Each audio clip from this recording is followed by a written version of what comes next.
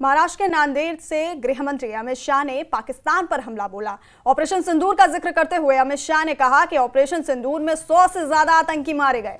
पाकिस्तान भूल गया कि भारत में कांग्रेस की नहीं, मोदी जी की सरकार है। हमने आतंकी ठिकानों को मिट्टी में मिलाया। नए भारत को कोई आंख उठाकर नहीं देख सकता।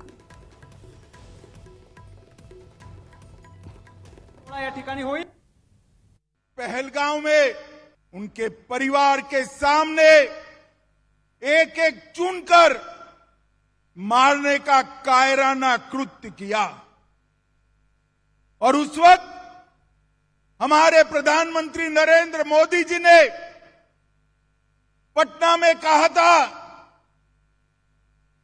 कि कहीं पर भी छिपे हो ढूंढ ढूंढ कर मिट्टी में मिला दिए जाएंगे। उन्होंने उरी पर हमला किया, हमने सर्जिकल स्ट्राइक की। उन्होंने पुलवामा में हमला किया, हमने एयर स्ट्राइक की और उन्होंने पहलगांव में हमला किया। ऑपरेशन सिंदूर कर कर उनके मुख्य ठिकानों को जमीन में मिलाने का काम।